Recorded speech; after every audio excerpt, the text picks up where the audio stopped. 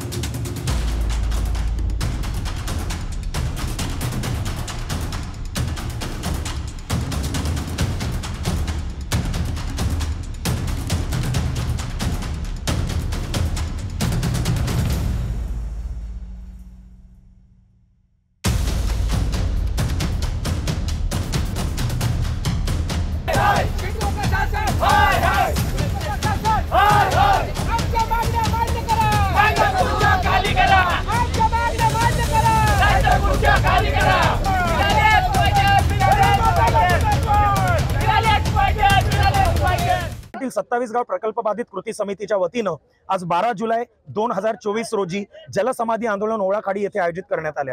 यामध्ये साधारणपणे 16 गावांच्या जमिनी आणि घरं दोन्ही गेलेली आहेत। यापैकी ठळक 5 मुद्द्यांना घेऊन आज आम्ही पाण्यामध्ये उतरलेले आहोत।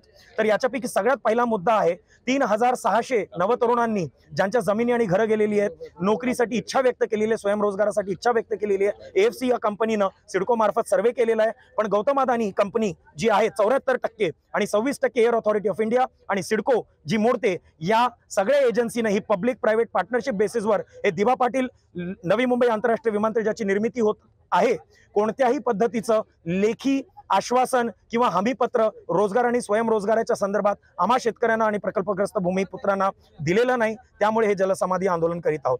5 गावं जी आहेत, ओवळा, पारगाव, दापोली, भंगारपाडा, कुंडेवाड, इकडे विमानतळामध्ये लागणारं जे मटेरियल आहे त्याच्यामध्ये कंट्रोल्ड आणि अनकंट्रोल्ड स्वरूपाच्या ब्लास्टिंग होत असल्यामुळे आज दुसऱ्या प्रत्येक घरामध्ये तडा पडलेले आहेत आणि घरांची जी स्ट्रेंथ आहे ती कॉम्प्रोमाइज झालेली आहे आणि इकडे जीवितहानी कोणत्याही क्षणी होऊ शकतं, याच्याकडे पूर्णपणे प्रशासनाचं दुर्लक्ष आहे। म्हणून हे जलसमाधी आंदोलन।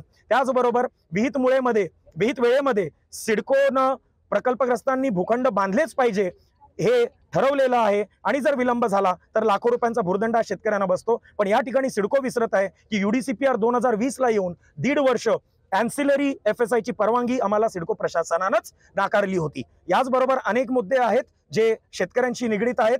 याच्यामध्ये 5 गावांच्या पुनर्वसनाचा भयंकर मोठा प्रश्न निर्माण झालेला आहे। सिडको एरो सिटी आणि मॉडर्न सिटीज, स्मार्ट सिटीजचं एका ठिकाणी वक्तव्य करीत आहे, पण ज्या गावांनी हजारो एकर जमीन आज या विमानतळामध्ये दिलेल्या आहेत त्या गावांना पूर्णपणे दुर्लक्षित केलेलं आहे आणि अत्यंत इकडे बंदिस्त कारागृहासारखी परिस्थिती आज या 5 गावांची निर्माण झालेली आहे। त्यामुळे आज हे जलसमाधी आंदोलन आम्ही आयोजित केलेलं आहे।